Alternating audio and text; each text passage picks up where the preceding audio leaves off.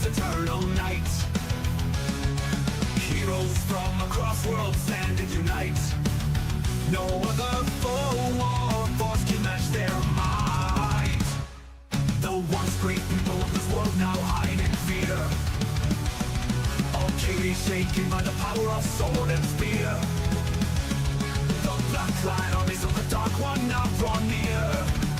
But in the distance, the sergeant and the bear appear. Great heroes of past the law, no power has seen before. Wings spread far across the sky, marching across the great divide to save the world from deterioration, to end the age of annihilation. Great heroes of past the law, no power has seen before. Wings spread far across the sky, marching across the great divide to save the world from deterioration, to end the age of annihilation. Legions of Romans stand and let their arrows fly. The roaring of dragons and machines fills the sky. Secret agents and the generals they defy. Swarms of orcs and samurai raise their banners high. In the wake of death, only one man stands alone. The sergeant raises his sword, high silver shown. He condemns the chaos the warlock is has sown. He stands longing for the day he may return home. Great heroes of past and long, no power has seen before. Wings spread far across the sky, marching across the great divide to save the world from deterioration, to end the age of annihilation.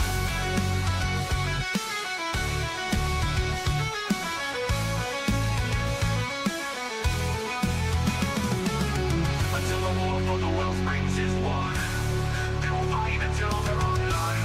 But a king will stand alone as one, and the bloodshed is finally done. Great heroes of past the law, no power has seen before. We spread far across the sky, marching across the great divide to save the world from deterioration, to end the age of annihilation.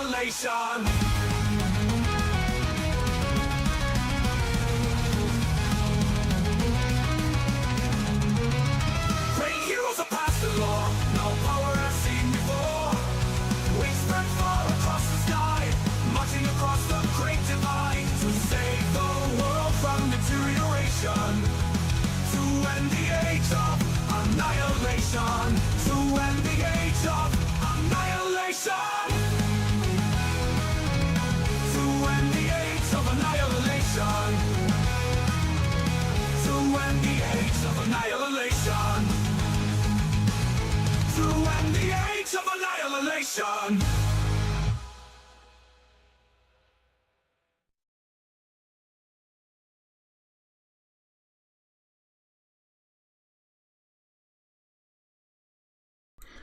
Welcome to ToV Live. It is Valhalla time. My goodness, I was just thinking to myself, how many times have I said that?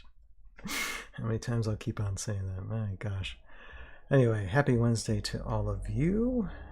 Hope everybody's having a good midweek. I still have a hole in my window, so you can hear that traffic. When I was reviewing the stream last Sunday, I noticed that there's like lots of sound coming through, because when there's lots of traffic coming by the house, the sound is a lot louder. It picks up a lot louder over here, because there's a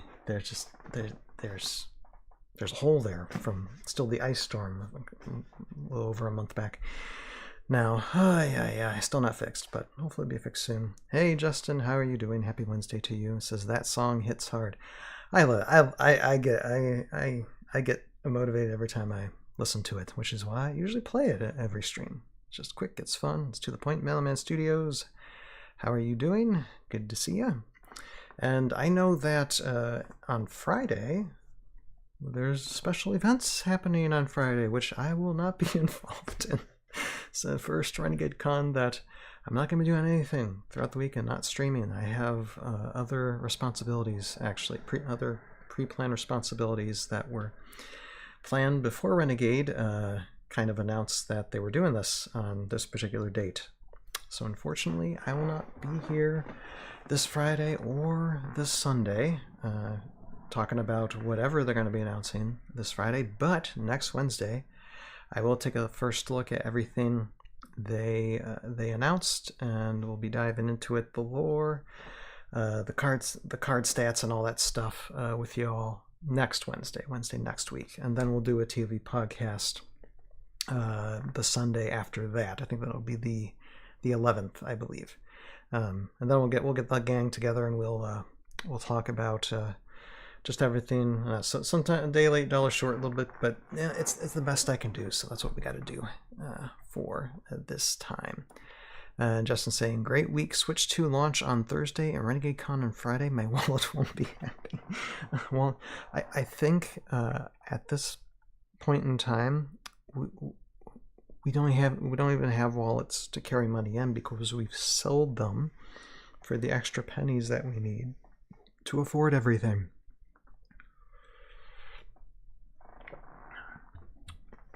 Just saying.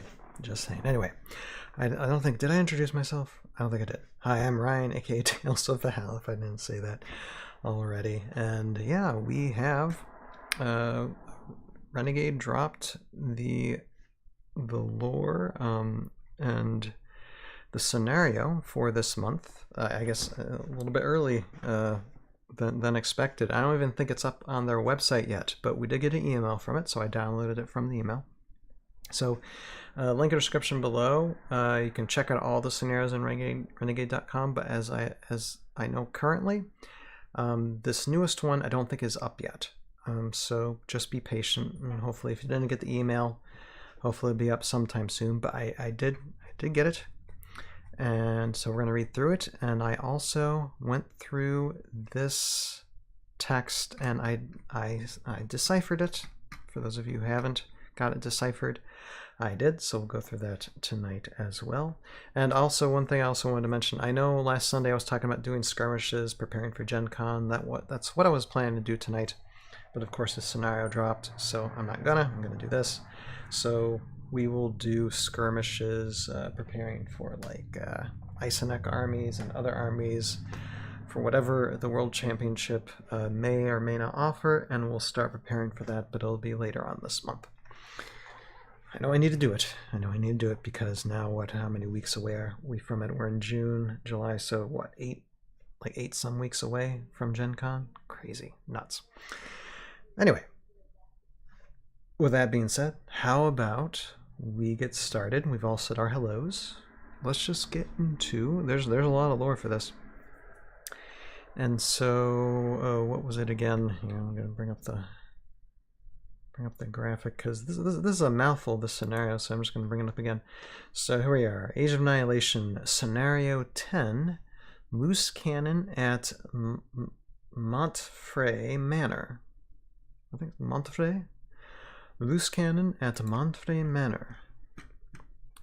And so this is the scenario we're looking at tonight, and we're going to check out the lore portion first, and there's a lot of lore to read through.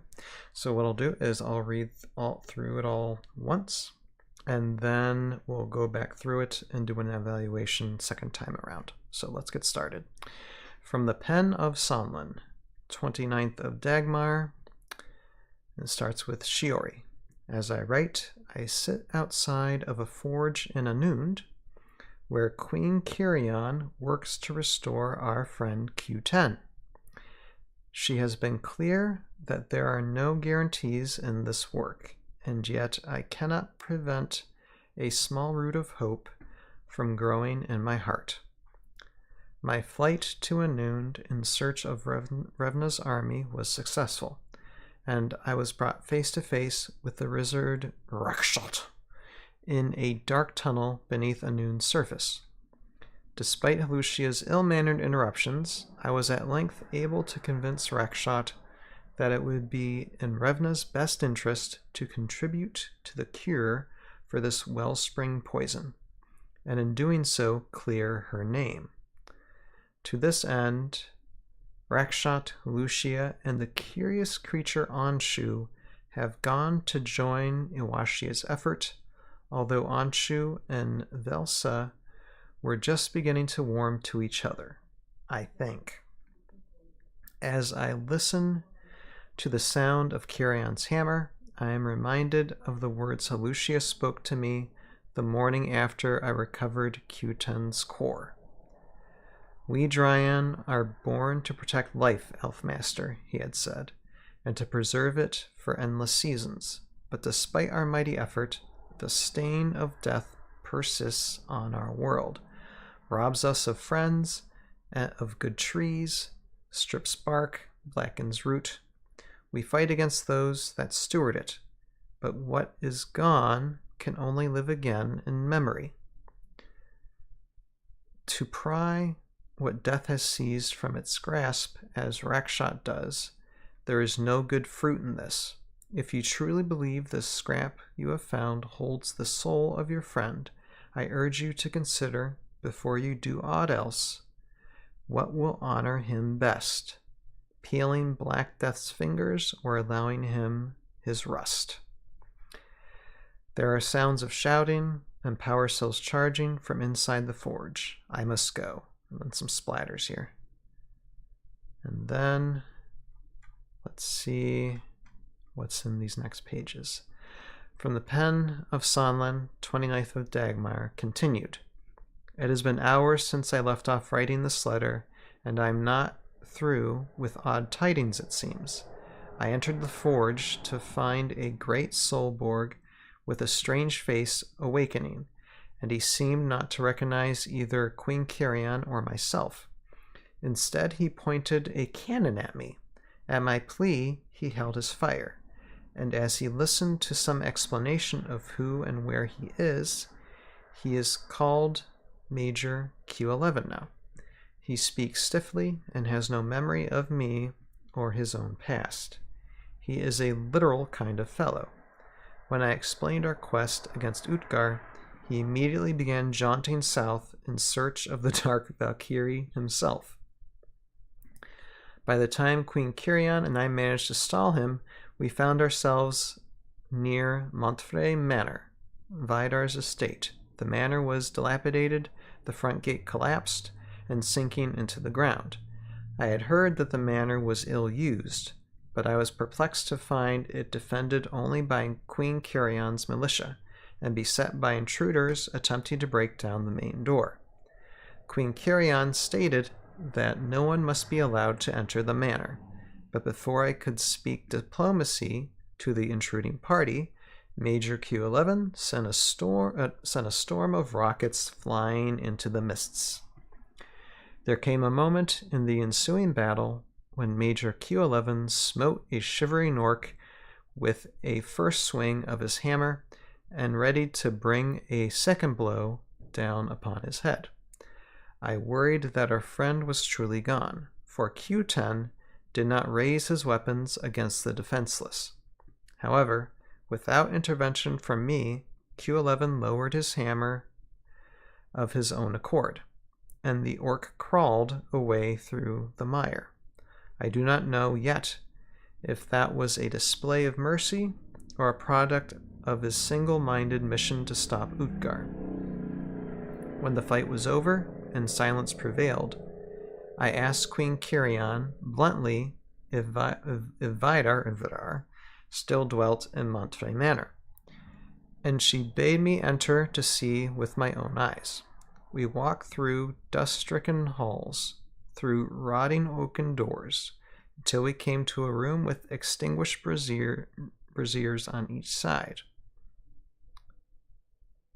Vidar's throne sat empty and his court in darkness. Kirion explained that the last time she saw Vidar, she was only a child, and Vidar was passing through her flourishing village as a venerated archkiri. She has taken up his banner to keep alight the fire of Anund, and to unite its shattered people.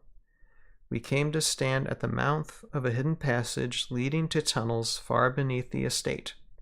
They extend deep into that realm of caverns below Valhalla, Murkheim. But there was no trace of Vidar, or his mechanical legions.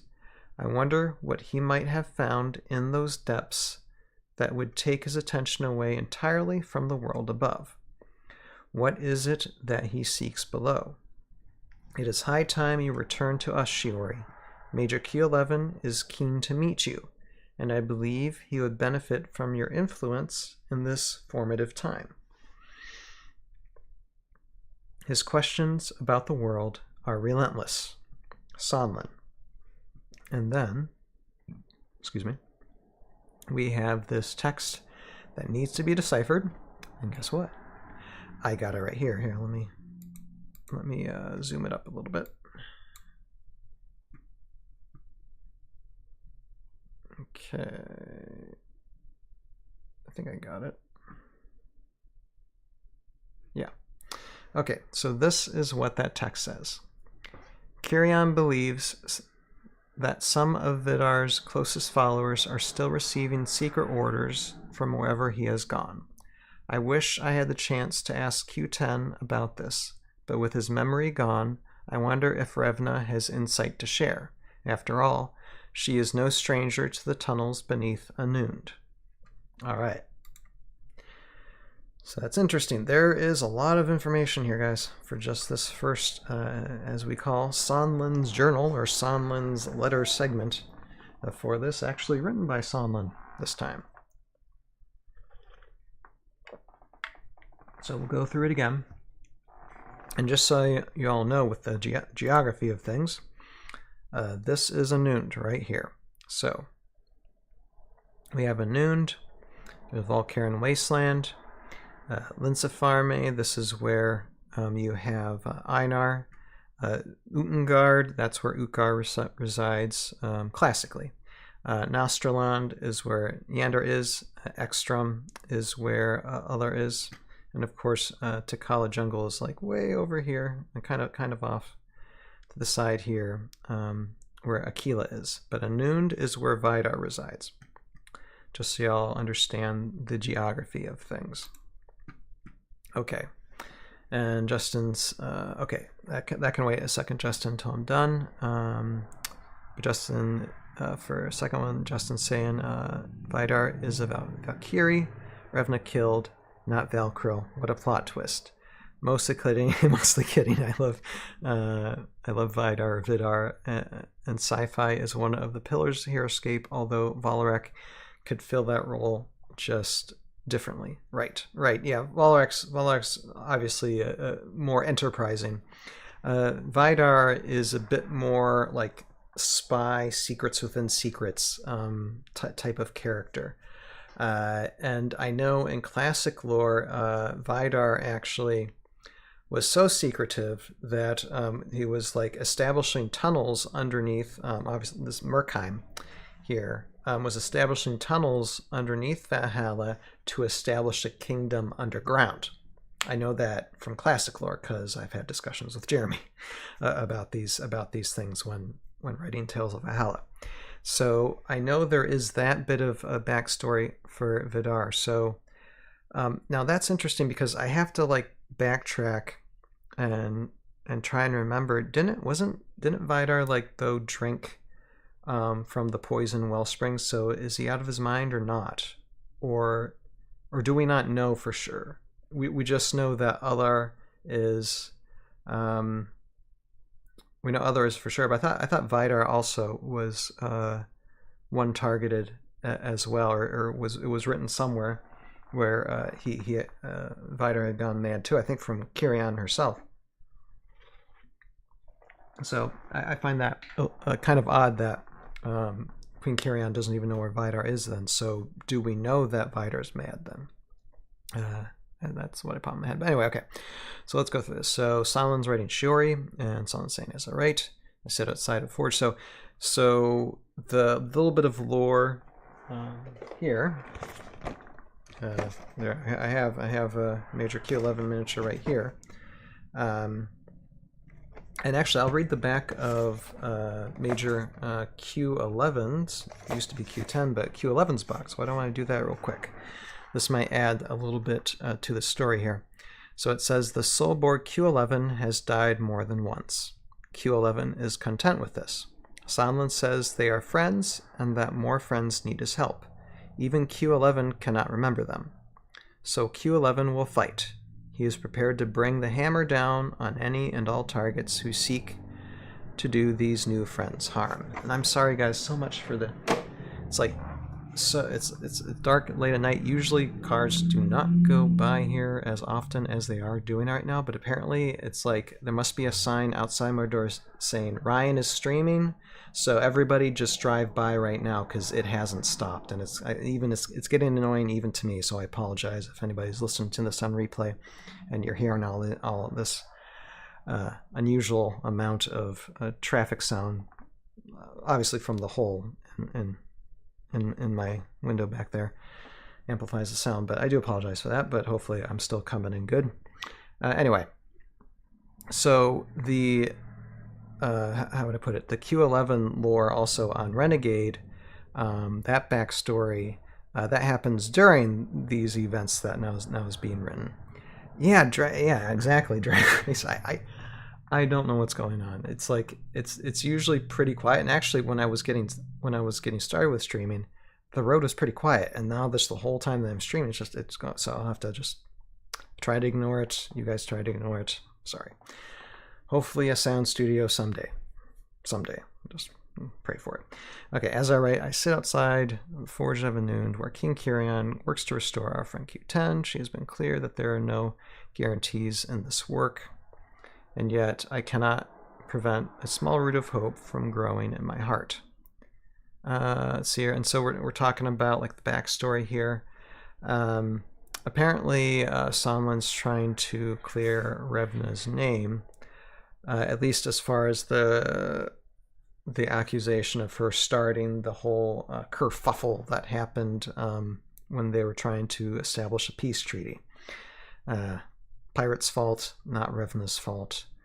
Okay, and me personally, this is actually, well, here, let me just read the paragraph first. My flight to Anund in search of Revna's army was successful. I was brought face to face with the wizard Rakshot in a dark tunnel beneath Anund's surface. Despite Halushia's ill-mannered interruptions, I was at length able to convince Rakshot that it would be in Revna's best interest to contribute to the cure for this wellspring poison, and in doing so clear her name. To this end, Rakshot, Halushia, and the curious creature Anshu have gone to join Awashia's effort. So that's good. I mean, so this brings the narrative at least forward into, okay, so they're trying to work out a cure, and you're having actually kind of like a new team of people come together to make that cure, you know. Rakshot, Halushia, Anshu, and Awashia. So 4 new characters basically forming an alliance with each other. Although Anshu and Velsa were just beginning to warm to each other, I think. And Anshu, and of course Velsa is Sonlen's grown-up pet dragon. So this is one thing. This is just a plot thread, and it's not that it's good or bad. I just disagree. Look, I understand. I mean, even in my own storytelling, you know, evil has nuances. You know, it's and it's where when you character building or storytelling, even your quote unquote good guys got to go through their their emotional struggles, and everybody has a level of narcissism within themselves to where it's all about you on some level or another. Usually, like the good hero type character is a very selfless person, but the evil side thinks that benefiting themselves will benefit everybody. There's certain reasonings for bad or evil characters to do the things they do, yet still seem like it's right in their own eyes, be whatever reason, but they are still doing the evil thing. And there's just so many like past write-ups on Revna, especially Revna character lore pieces, like even from Revna acolytes and others, that just seem to aim really like Revna, like doing necromancy and bringing people up from the dead to have her serve her, is not an endearing and good thing. Yet it seems to me like they're pointing at Revna being like, well, she can't be all that bad. We still got to come to terms with trying, sing Kumbaya together as much as we can. No, that's not how that type of thing works. Good is good, evil is evil. Yes, there's nuances, there can be alliances, but I just hope that the thread that I think I'm picking up on isn't what I'm picking up on. I hope I'm wrong. But when you're trying to make a character that's being kind of written to have more of a villainous thing, and the villain can even think that they're doing good, that's fine. But if they're doing wrong actions to achieve those ends, then the villain's still the villain. So yeah, I hope it's just to clear her name, because the good guys, still, even if the person's villainous, they still don't want them being blamed for the wrong thing, and I can get that, but I guess we'll see how it goes in the future. But that was just something that kind of like had my eye twitch a half a second. I'm just like, okay, I just need to throw that out there. I'm not, like I said, I'm not saying it's good or bad, because I don't know the entirety of the story. But that's just from my perspective. Let's see here. As I listened to the sound of Kieran's hammer, I'm reminded of the words Helucia spoke to me in the morning after I recovered Q10's core. And this is a very interesting take on Helucia's character, I think, and also shows some of Rakshot's character too, and Rakshot is part of Revna, and at the same time, again, you're trying to work with villainous creatures for good reasons, which is fine. But I don't think anybody should ever be best buddies with each other. There's I won't even call it common ground. There's a common reason to use your resources together, but it doesn't mean you're coming to common ground together, if you know what I'm saying. Anyway, we Dryan are born to protect life, Elf Master, he had said, and to preserve it for endless seasons. But despite our mighty effort, the stain of death persists on our world. Robs us of friends, of good trees, strips bark, blackens root. This is really good oratory stuff happening here. We fight against those that steward it. But what is gone can only live again in memory. And I love that quote. That's a good quote. Especially, you can tell Helucia seems to be, is a wild creature, but still is a master of preserving life or memory, not like undead things. To pry what death has seized from its grasp, as Rakshot does, and Revna, there is no good fruit in this, and I agree thoroughly with Helucia. If you truly believe this scrap you have found holds the soul of your friend, I like this question. I urge you to consider before you do aught else. What will honor him best? Peeling back Death's fingers or allowing him his rust?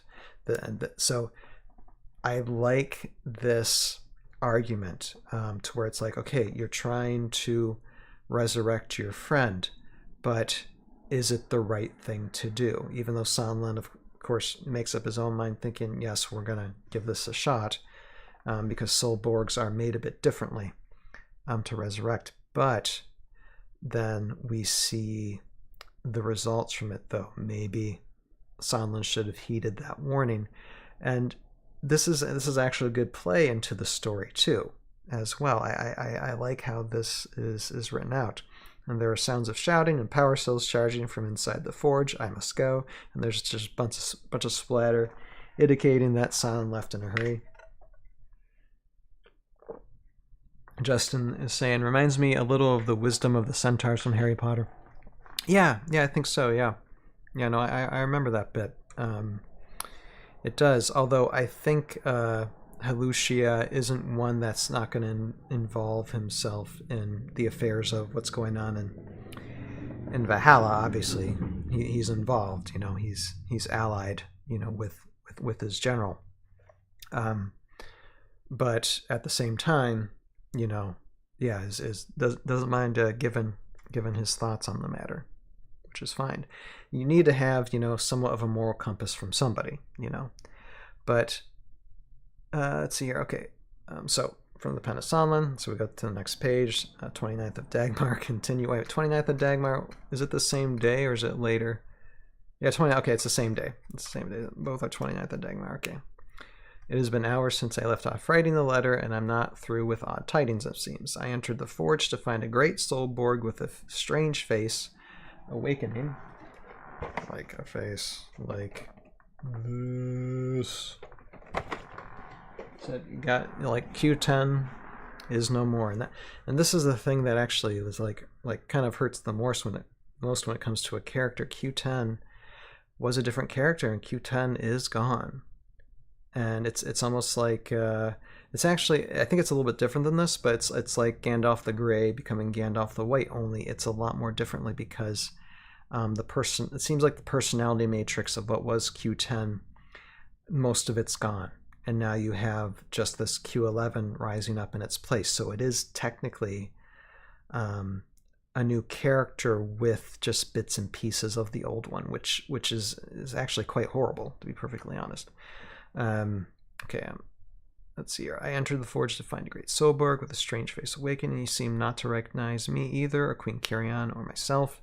And so this is Q11's lore, which we got on Renegade's website. Instead, he pointed a cannon at me.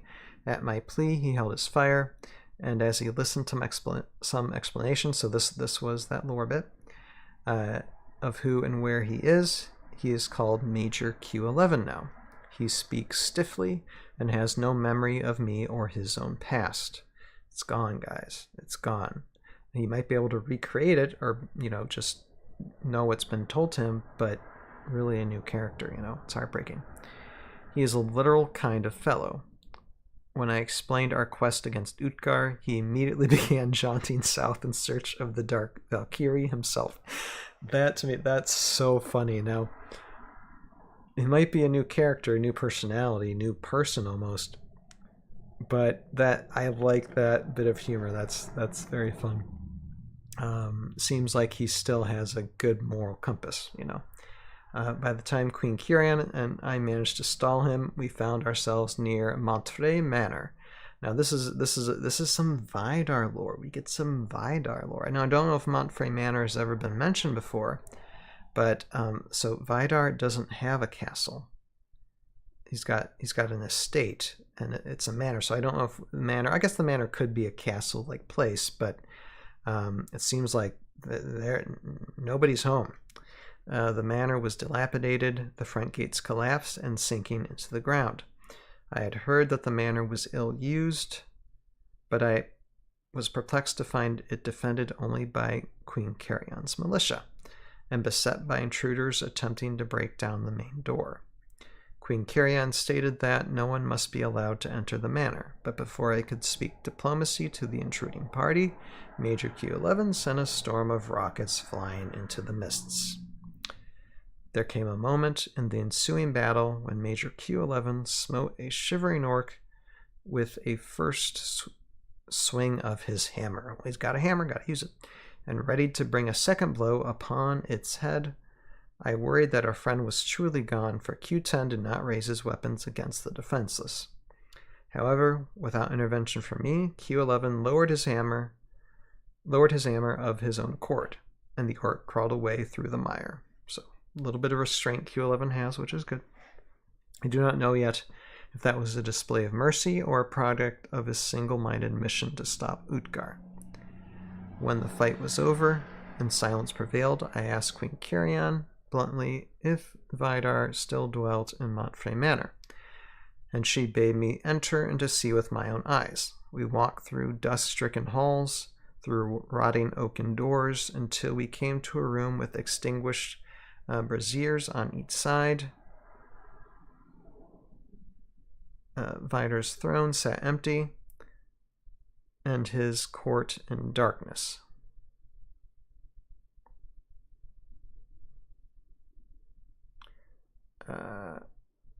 Valkyrian explained that the last time she saw Vidar, she was only a child. So this indicates that she actually doesn't know what's happening with Vidar right there. So again, the question is Vidar being like, has he been poisoned or hasn't he? Don't know. Don't know. And Vidar was passing through her flourishing village as a venerated Archkiri. She has taken up his banner to keep alight the fire of Anund, and to unite its shattered people. And so we're talking about like Vidar faction, Anund land, Kiri, that are kind of leaderless, and so she's just taken its place. We came to stand at the mouth of a hidden passage leading to tunnels far beneath the estate. Now, I want to see me some tunnels. We need to go underground, guys. We need to go underground. We need to have like an underground civilization. I mean, we can traverse the Valhallan globe, but there's also an underground. You know, there's also the depths of the deep, which you never know. There might be like an original underground Valkyrie underneath there too. Never know. They extend deep into that realm of caverns below Valhalla, Murkheim. But there was no trace of Vidar or his mechanical legions. I wonder what he might have found in those depths that would take his attention away entirely from the world above. That's an interesting, just an interesting thread, guys.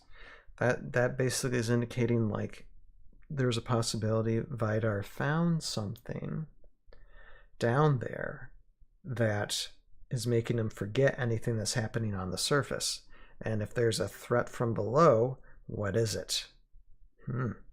What is it that he seeks below? Like I was saying, it is high time you return to us, Shiori. Major Q11 is keen to meet you, and I believe he would benefit from your influence in his formative time.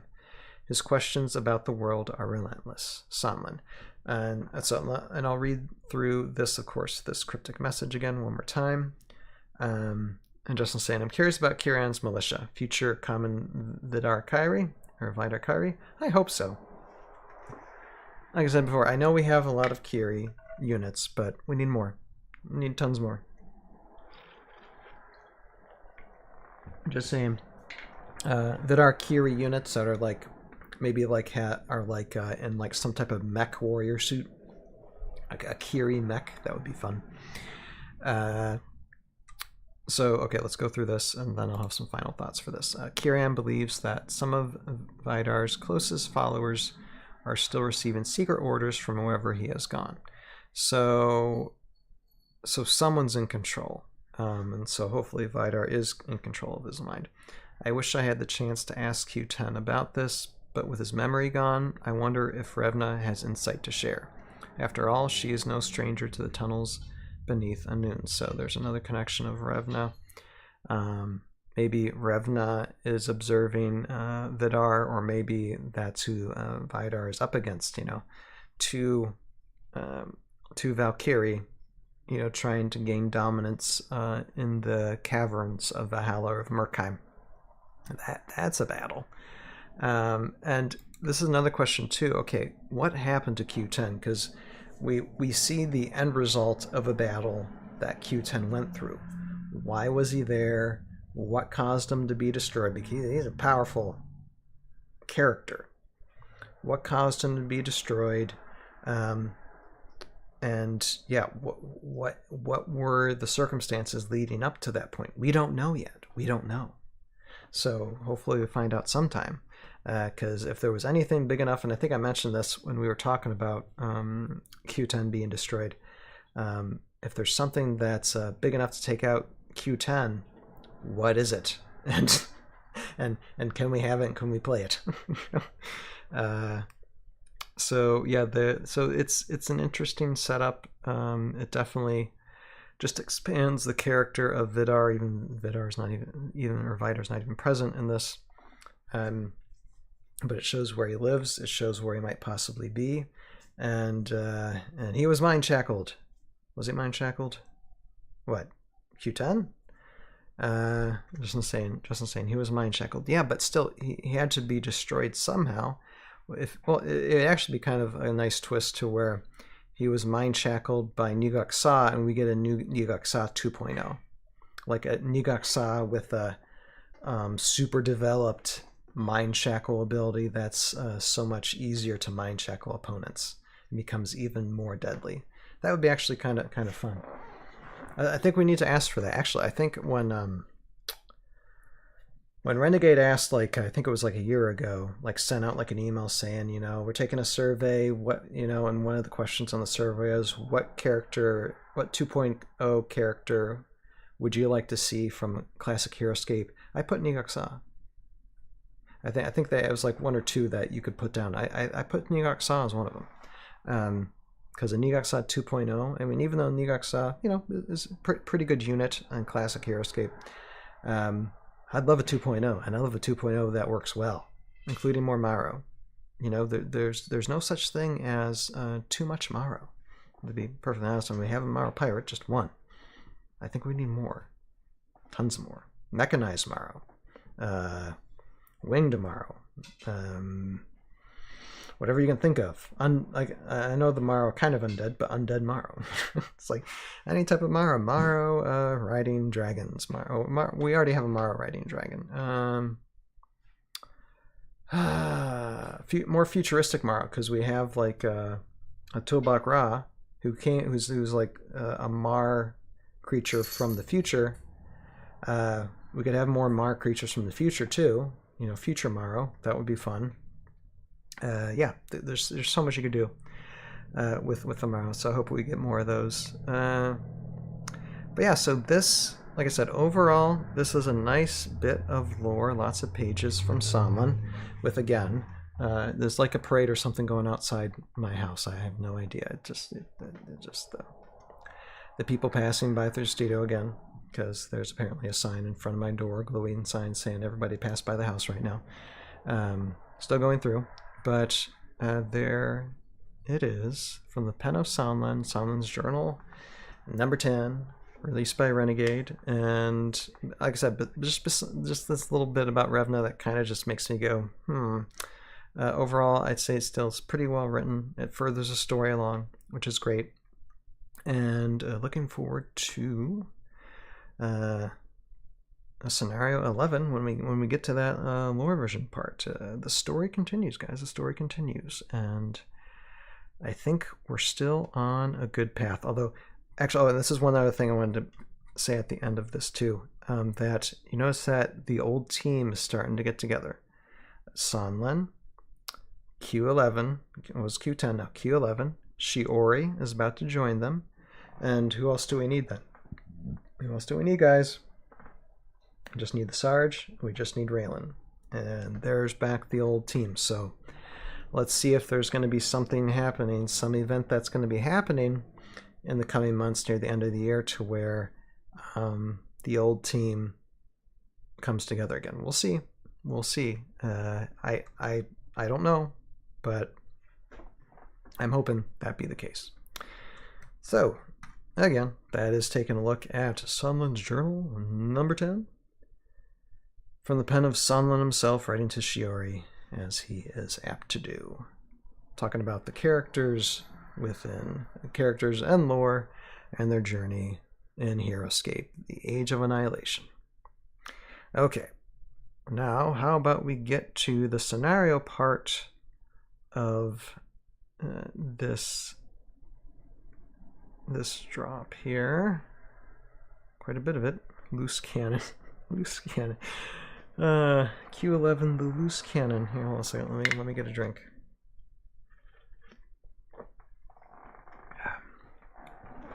All right.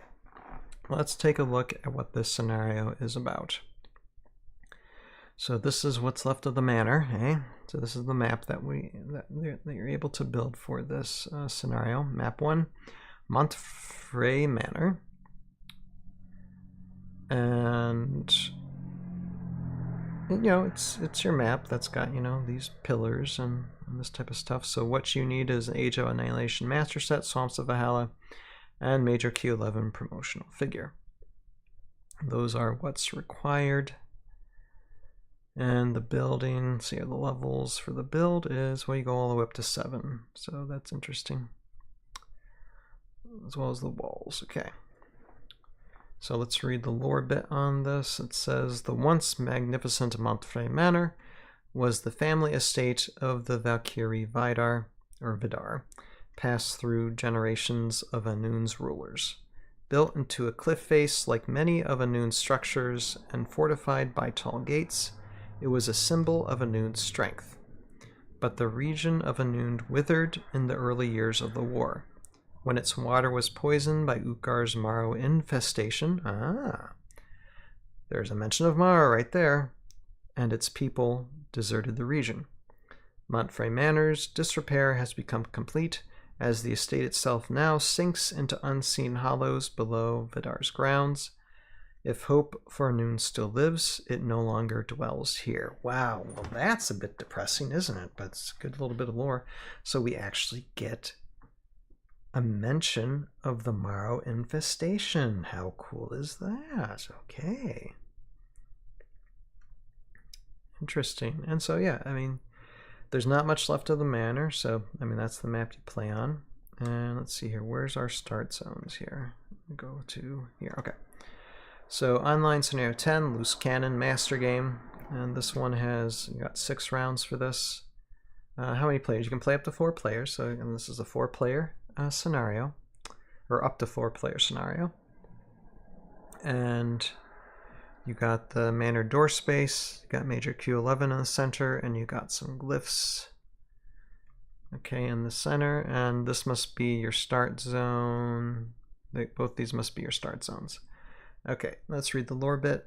The newly forged Solberg Major Q11 is on the warpath, blazing a trail across Valhalla in search of Utgar. But there is a problem. He cannot yet tell friend from foe. Oh boy. And his array of missiles are fired at both indiscriminately as his programming locks him into a battle frenzy. As he stumbles into a standoff between Queen Kirion's guards and a warband intent on breaking into Vidar's estate in search of abandoned treasure, both mistake him for an enemy and launch their assault. Oh boy. Oh dear. Oh dear me. Aye. Okay, goal. Players 1 and 4 must survive until the end of round 6.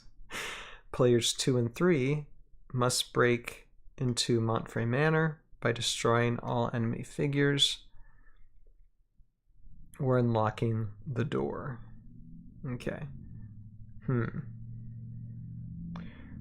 So place major Q11 in the pink starting zone. Yep. Shuffle the glyphs of Brandar, Reinvig, Dagmar, and Quilvan, and place them symbol side up where shown. Okay.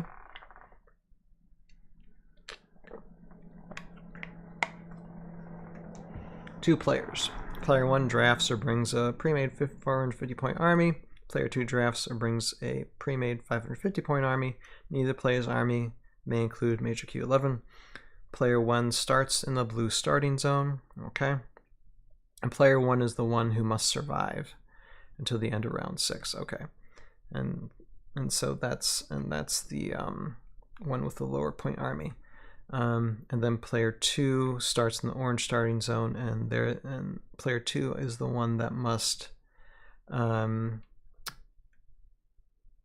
either break into the manor or destroy all the enemy figures, or unlocking the door. Okay. Interesting. And then so you got your modes for 2 players, 3 players, and 4 players basically, and how you draft armies. Victory: players 1 and 4 wins at the end of round 6 if they have any figures remaining on the battlefield. Okay. Players 2 and 3 wins by destroying all enemy figures, or if the manor door is unlocked using a skeleton key. Glyph of Brandar. Okay. So Glyph of Brandar is your key. And so that's what you must locate in the glyphs. Let's see here. So the attackers are like the 1 and 4 players. or actually, I'm sorry. Attackers or defenders are the 1 and 4 players, and attackers are the second and third players. Okay, so if you're playing as player 1, you defend and you get the bigger army. If you want attacking, you get a little bit less of a point army. All right, I guess that makes sense. I think. See.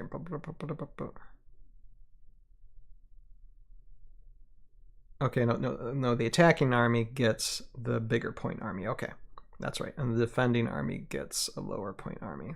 Okay, that makes more sense because as an attacker, you're trying to do more. For the defending army, you can just stay put and wait to let the attacking army come to you. So that makes sense. That the attacking army would have more points. Victory. Okay. Yep. Special rules. Major Q11 is on a rampage. Any player may place order markers on Major Q11's army card to take temporary control of him and take turns with him. Additionally, when revealing any numbered order marker, a player may reveal their X order marker on Major Q11's army card to take a turn with him instead. Interesting. Huh. Players who do not control any figures on the battlefield may continue to take turns with Major Q11 in this way as long as a friendly player still has figures remaining. Okay, so if you're playing like a four-person, like a four-way person, or yeah, if you're playing with 4 people and you lose your army, you can still get control of Q11. At the end of his turns, Major Q11 reverts to being controlled by no player. Major Q11 does not take any leave in engagement attacks. Major Q11 cannot be destroyed. If a player inflicts 1 or more wounds on Major Q11, he ignores those wounds, and that player may instead remove an unrevealed order marker from Major Q11's army card. Okay, so you're not going to be able to destroy Major Q11, but still attacking him is beneficial so he doesn't make any moves on you anymore. You can remove an unrevealed order marker. So I guess that helps trying to attack him. Although, I mean, it's kind of tough to figure out who to attack and who not to, having just basically 3 turns. But at the very least, you have like 1 X, order marker. And actually, let me go back to this. Additionally, when revealing any numbered order marker, a player may reveal their X order marker and take a turn with him instead. Okay, so the X order marker you can put on Major Q11, and when you reveal one of your numbered order markers on your other card, instead of taking the turn for whatever unit that card is for, you can reveal that X and take a turn with Q11 instead. So you have to sacrifice a turn to take a turn with Major Q11, but I guess that just depends on where you're at. That's interesting, though, way of putting it. Swirling fog. Vider's estate is cloaked in a fog that makes it impossible to see. Figures cannot establish clear sight or clear line of sight to figures more than 3 spaces away while the fog is active. Ignore the effects of the fog while any figure is on the glyph of Ranvig. Interesting. So Ranvig plays a part. The skeleton key. The glyph of Brandar is the skeleton key. When a figure begins its movement on the skeleton key, it may carry the glyph by moving it along with that figure. The figure may drop the skeleton key at any point during their movement and cannot move onto other glyphs while carrying it. Instead of attacking, a figure carrying the skeleton key that is on the marked Manor door space may choose to unlock the door to Montfre Manor. If the Manor door is unlocked, players 2 and 3 wins as the marauding treasure seekers break into the mansion. Interesting. So what you absolutely must not let players 2 and 3 do is break down the door, because that's the win scenario. That's interesting. So it doesn't matter. It doesn't matter, where you're at, in the game. It doesn't matter if, as player 1 and player 4, if you've killed nearly everybody, and you still have all your guys. If player 2 or 3 is able to get 1 person to unlock that door, that's it. It's player 2 and 3 win. That's interesting end game scenario. So seems like a lot of fun. Again, this is another scenario that I'll have to put in reserve and wait until another day in order to use it when I have an older child and more mature child to play this with. But it seems like a fun scenario. Q11, who knows who's going to get Q11's control, but I think Q11 might be used a lot in this, just wipe out your opponent, and then it's like, no, I'm going to use Q11 now. No, I'm going to use Q11 now. Yeah, it's an interesting way to play it. I like the lore, the little bit of lore in this that we get. I mean, this one, it just describes a little bit of their scenario. It's kind of comical, but this one, the fact that it mentions Utgar's Morrow infestation, that's, I don't know if we heard of it yet, but that's, see, I think it's one of the first times that we actually get mention of Morrow infestation. So at least it's on Renegade Creative Council's minds about that. So many lore name drops for this scenario this time, which is great, of the present and the past.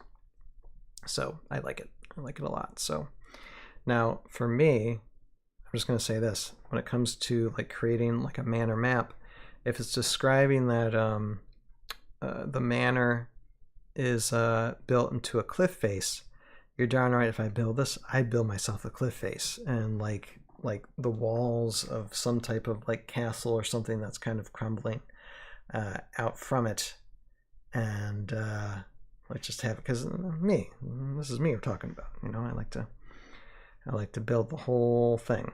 But yeah, that's interesting. Interesting scenario. I'm sure I'll see it get played by other content creators in the future, but it seems like a lot of fun, as long as you gotta really pay attention to the rules, because there's a lot of rules here. But definitely for a 2 to 4 player game, seems like a fun time. So that's taking a look at Scenario 10, Loose Cannon at Montfre Manor. Or, yeah, Montfre Manor. See, I said it right. I get confused with this thing. Let's take a look at that, and hopefully we will see what's next in a month.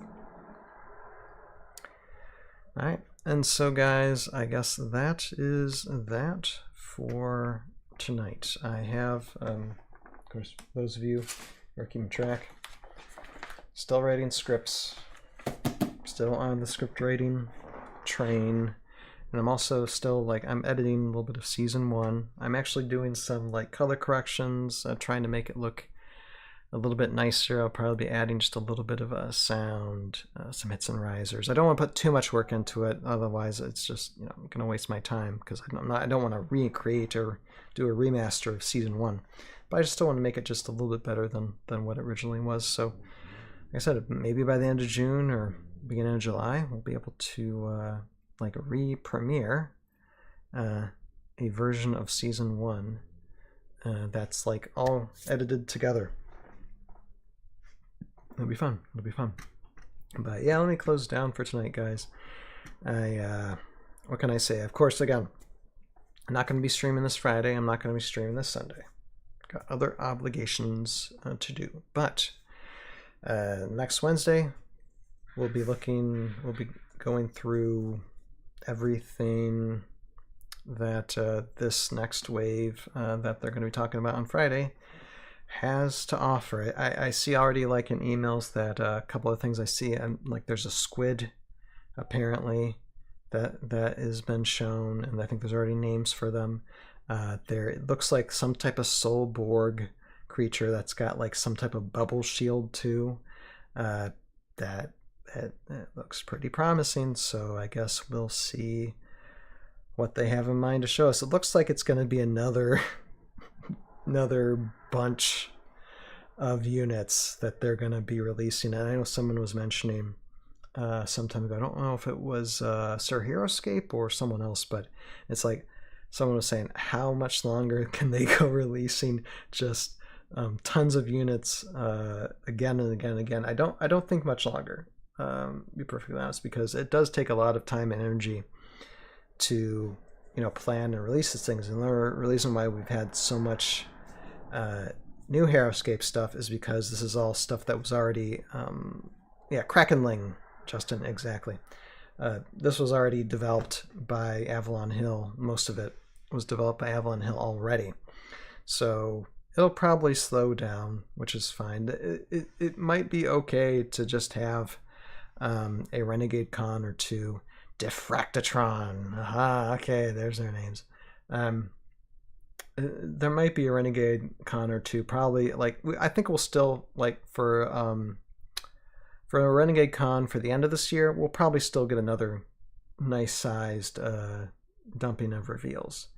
But who knows? Probably next year, that might slow down. I mean, although they're still in development of things that they're developing themselves. So, I mean, we still might get, you know, some fun announcement. It just might not be as much as we've gotten already. Although, one thing I hope they're working on is like a second master set. Maybe not to come out until like next year, but I think we might need another one, a master set that's of their own making and own design. Then we can really see if Renegade really has the know-how and to keep this IP going. We'll see. A lot to look forward to, a lot to observe. We'll see what happens in the future, guys. But I do have to go, so I bid you all good night. To Justin, Malaman Studios, thank you guys so much for dropping in tonight, and anybody else who's been lurking around just listening. I appreciate y'all, and I hope you all enjoyed listening to the conversation I had with Hexala last Sunday. I just uploaded this afternoon the video version of that, to where you don't have to watch the full stream. I edited out just our conversation about the theory crafting that I had in mind for armies for Gen Con, for the Heroscape World Championship. So I hope you all check that out.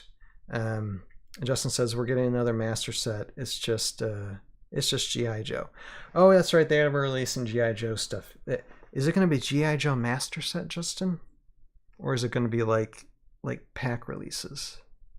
I mean, it'd be kind of cool to have a G.I. Joe master set. To be, I'm not going to say no to it, because that just means that it might be other IP master sets sometime in the future as well. Because I mean, we have a Marvel master set to be. I mean, that was old. That was classic Heroscape, but we do got that. So, but I'm talking about like classic On Valhalla Heroscape, you know, master set. That's what I mean. Like you know. Swarm of the Morrow, from like Rise of the Valkyrie, you know, Age of Annihilation to, you know, what would be the Age of the Morrow. Let's just do more Morrow, you know. That's what I want. That's what I would like. I don't know about y'all. I know we got a ton of Morrow, but like I said, Morrow from the future. The Age of Future Morrow, or the Age of Kimoshi. I don't know. Yeah, I'm just spitballing. Anyway, yeah, we don't know yet. My guess would be one big box. Probably be a big box of G.I. Joe. They might have other like units. I know. I'm just teasing. Yeah, I know. It's okay. It's okay, Justin. You're fine. Anyway, so I miss you guys. Throughout the week, but we will see you next Wednesday, and I'll keep my eyes looking. I don't know if I'll be able to watch anything on Friday. Actually, I won't be able to stream, let alone probably won't be able to watch anything on Friday. But definitely look up a little bit on what they'll reveal, and we'll definitely take a look at it next Wednesday. So with that, I bid you all a good night. Take care. Be safe, everybody. Have a great Friday and great weekend. I hope everything that revealed is going to be to all y'all's liking. And until next time, you have a purpose in your life. Find it, pursue it, live it, and we'll see all of you next Wednesday. Later now. Bye-bye.